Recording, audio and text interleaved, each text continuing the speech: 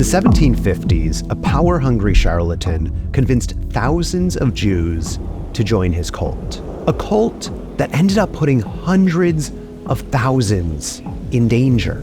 This is the story of Jacob Frank. And even today, anytime there's sex, you see the word sex cult, right? Sometimes there's just a different way of doing sexuality. It is the Frankists who are bringing down America. Hell-bent on destroying everything of value in our culture. Growing up, Jacob Frank's family secretly believed a man who had died 50 years ago, Shabtai Tzvi, was the Messiah. Now, hope for a Messiah coming, that has a long history in Judaism, but actual belief that one is already here, that the one's already come, that's very much frowned upon. Seen as heretics, they were banished from their Jewish community and moved to a town with many secret followers of Shabtai Tzvi, Sabbateans. Now, his teacher told him that once he got married, he'd be officially initiated into this secret society of believers. And at his wedding, 2 emissaries do just that. He follows in the path of his Messiah and is brought on as a missionary. But Frank is, quote, domineering to the point of despotism, and he finds this sect to be an empty house. So in Poland, instead of working as a missionary, he forms a new center. He calls himself the third incarnation of the divine soul, a new Messiah? The story goes, to get attention, he pulls off a stunt. He puts the crown of a Torah on a naked woman. As a group dances around her, he intentionally leaves the window open so they'll be discovered, which they are. The local rabbis feel this is way beyond their local Jewish court system, so they escalate this to the bishop, the local bishop, and say, deal with these heretics. Frank and his people say, we're not heretics, we're the closest Jews come to Christianity. If anything, you should get rid of those other guys, they all are Jews. So the bishop agrees to have these two groups debate. Frank and his followers win the bishop over by saying, we're the same, we also believe that a human Messiah is God. They're referring to a different guy, of course, but the bishop was happy to play along, as it was their second point that he really wanted to hear.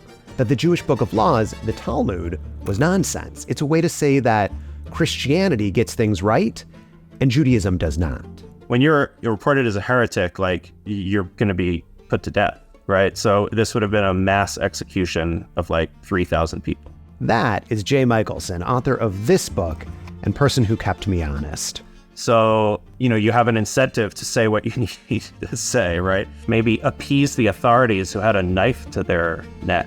The bishop has hundreds of these Talmuds burned, which is awful for these Jewish communities who are terrified this is going to escalate. Instead, a few months later, the bishop dies, and the higher-ups in the church overturn the ruling. They don't want this trouble. Instead, the church banishes Frank and his group, so they flee and create a new center here. Frank appoints 12 brothers and 12 sisters. Well, he uses the word sisters, but he's having sex with them, so that's happening. It's hard to say what level of sexual deviancy is happening. The sources disagree, but it's definitely not what either the Jewish world or the Christian world would be fans of.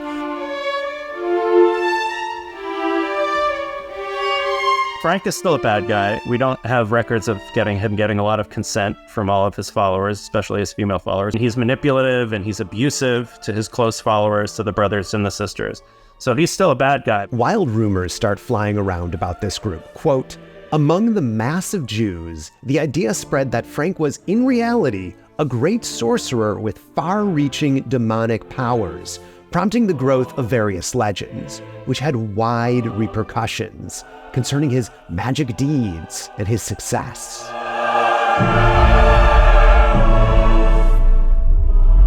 Meanwhile, some Christian authorities were looking for some excuse to pin the blood libel on all Jews. Now, the blood libel is an old anti-Semitic trope saying that Jews were using blood to make ritual bread. No basis in truth.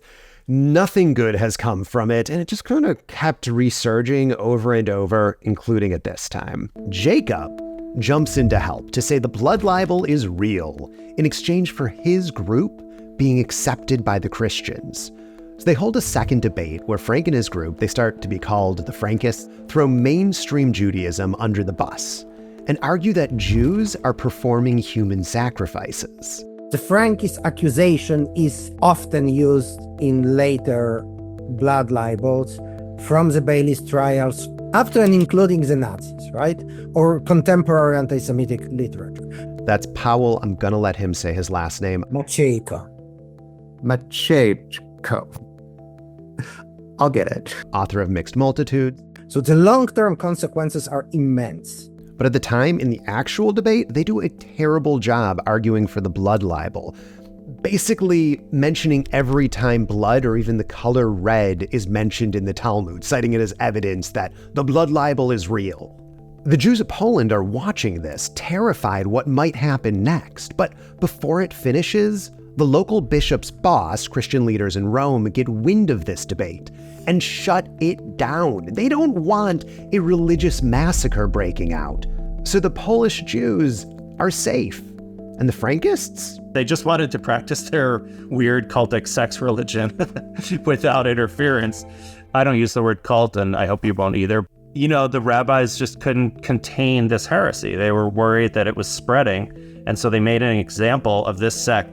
The other Jews pushed them to convert to Christianity, and let's not mince words. This was the largest willing conversion ever in Jewish history, an estimated 3,000 people all at once. The priests doubt they were sincere, though. They get 6 of the brothers to confess about their secret rituals, what the Frankists are doing behind closed doors.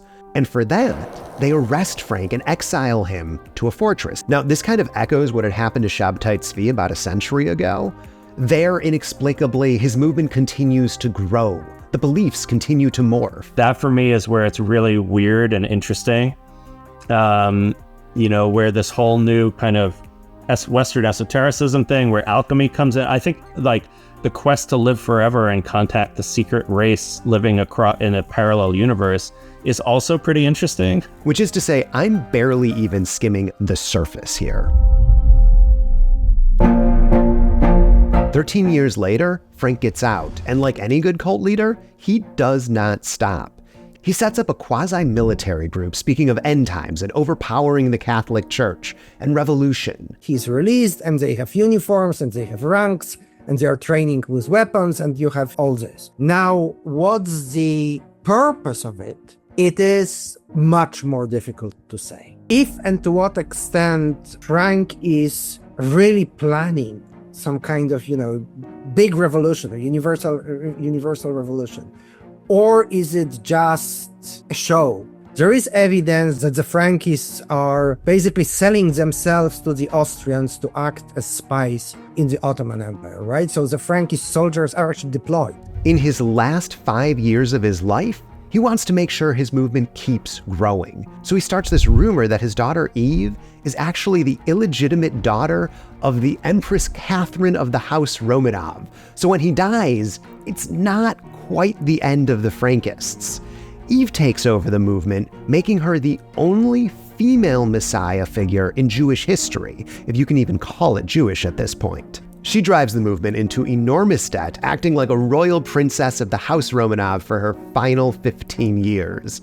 And when she dies, the movement slowly dies too, with continued rumors of conspiracies and secret followers in the years that follow, with some false conspiracies that people are still pushing forward today. Catholics and Christians were going missing on Passover, and then they would find bodies, across Europe, and they were able to trace them back to Jews. Blood libel, they weren't Jews, These were Frankists. It is the Frankists who are bringing down America. Frankism, and they created the false left-right paradigm. With the end of the Frankists, and the Donmed discussed in the previous piece, the final long tail of the Sabbateans, the movements that grew out of the once Messiah Shabtai Tzvi, these Sabbateans became almost a memory, and barely that, as most of the records were destroyed.